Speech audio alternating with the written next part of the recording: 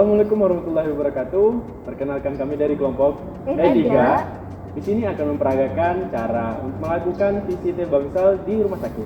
Dengan saya Muhammad Askar Zakil Mubarak selaku apoteker. Saya Mary Wahyuni MG sebagai dokter. Saya Loli Cynthia Dewi sebagai keluarga pasien. Saya Mas Sobat sebagai pasien. Dan saya kameramen. Bagaimana keseruannya? Langsung saja kita let's go!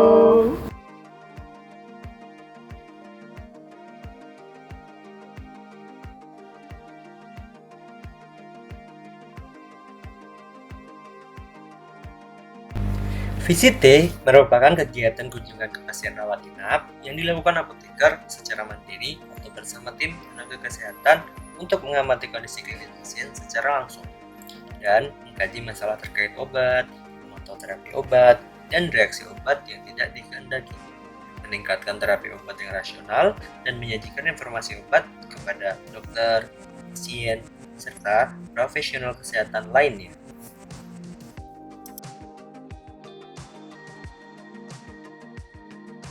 Tujuan visit pertama, meningkatkan pemahaman mengenai riwayat pengobatan pasien, perkembangan kondisi klinik, dan rencana terapi secara komprehensif.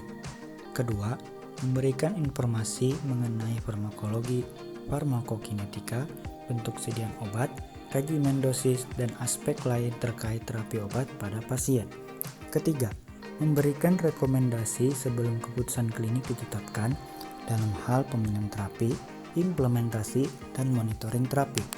Keempat, memberikan rekomendasi penyelesaian masalah terkait penggunaan obat akibat keputusan klinik yang sudah ditetapkan sebelumnya.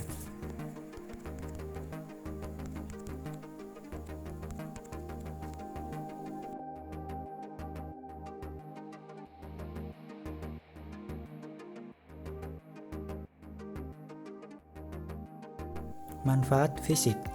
Pertama, untuk meningkatkan komunikasi apoteker, perawat, dokter, dan tenaga kesehatan lain. Kedua, pasien mendapatkan obat sesuai indikasi dan regimen, seperti bentuk sediaan, dosis, rute, frekuensi, waktu, dan durasi. Ketiga, pasien mendapatkan terapi obat yang efektif dengan risiko minimal, seperti efek samping, kesalahan obat, dan biaya.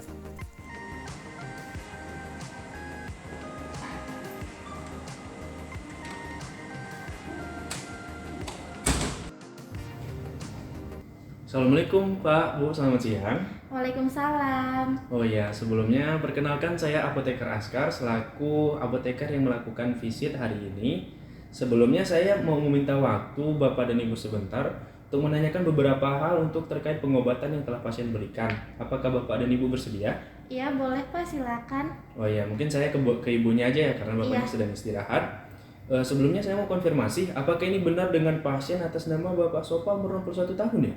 Iya betul sekali Pak. Ya, dengan alamat Kauman RT 03 dan RW 01.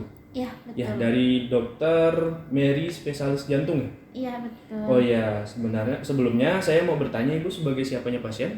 Saya saudaranya Pak. Oh, saudaranya pasien ya. Sebentar ya Ibu, saya ingin menanyakan beberapa hal terkait kondisi Bapak sekarang. Apakah sudah mulai membaik, Bu? Kalau sekarang sih alhamdulillah udah mulai membaik. Oh ya, sudah mulai membaik. Terus sebelumnya saya mau bertanya, Bapaknya sudah mengalami keluhannya seperti apa ya? Kalau keluhannya, jadi 2 hari sebelum masuk rumah sakit, Bapak tuh mual muntah, Oh, terus mual kalau muntah. bicara tuh pelo gitu, sama alat gerak bagian kirinya tuh udah mulai lemah gitu. Oh, mulai lemah ya? Iya, Sebelumnya Bapak ada riwayat penyakit yang lain, Bu?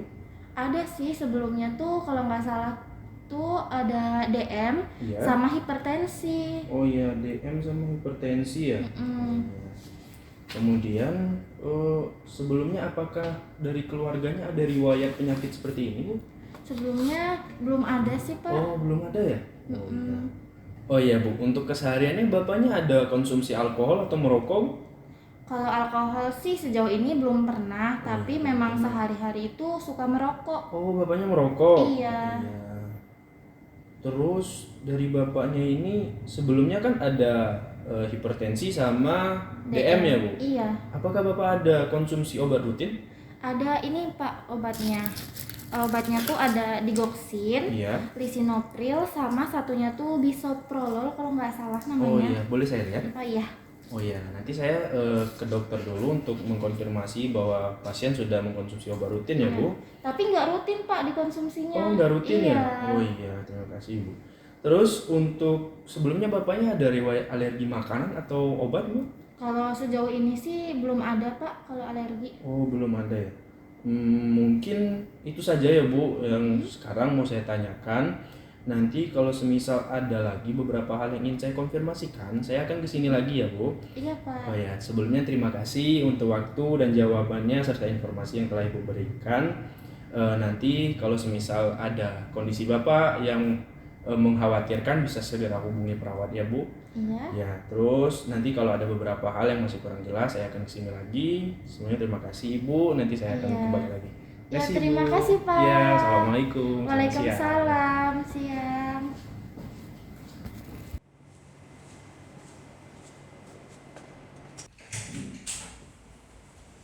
Assalamualaikum dokter. Waalaikumsalam. Silakan masuk. Ya dok.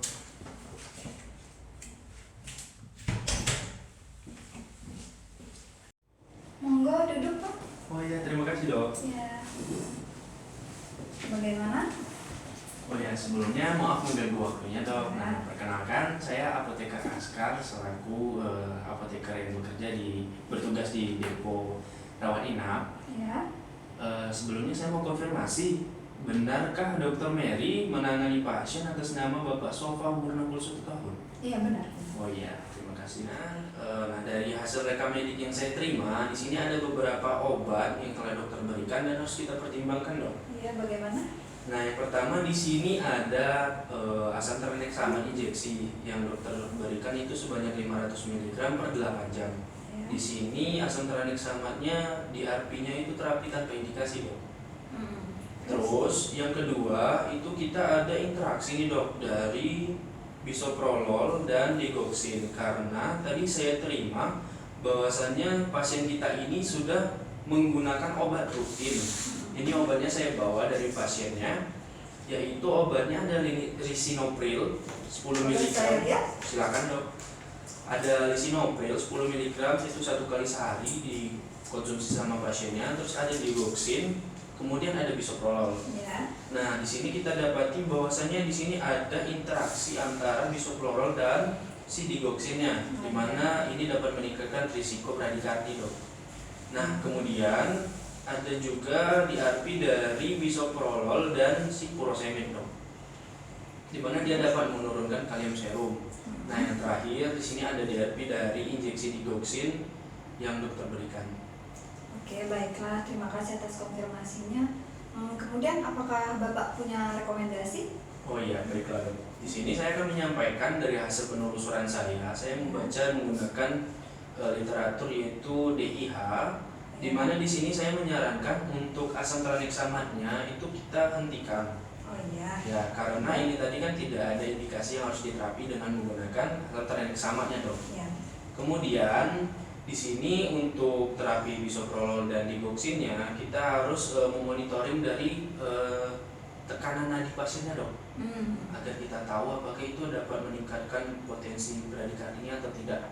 Oke. Kemudian untuk di ARP yang ketiga itu antara bisoprolol dan furosemid, kita tidak apa-apa untuk terapinya kita lanjutkan, tetapi kita harus memonitoring yaitu kadar kalium dari pasiennya dok.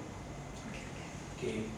Terus untuk yang terakhir tadi digoxinnya itu overdose ya dok. Nah di sini saya menyarankan untuk menurunkan kadar dosis dari digoxinnya itu menjadi 0,125 mg 1 kali per 24 jam dok. Oh iya boleh Pak. Iya, kalau begitu dokter sudah setuju. Mungkin ini saja yang mau saya sampaikan terkait untuk pasien atas nama Bapak Sofa tadi.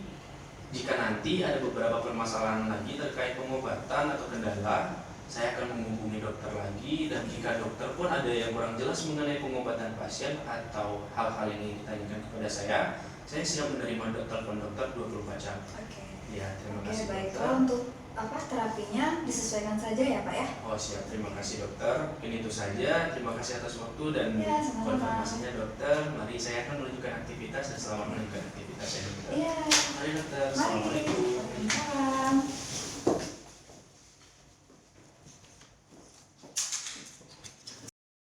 Nah, itulah tadi keseruannya bagaimana cara melakukan visit bangsal di rumah sakit. Semoga videonya bisa bermanfaat dan bisa menambah edukasi kita. Sekian dari kami. Assalamualaikum warahmatullahi wabarakatuh. Bye-bye.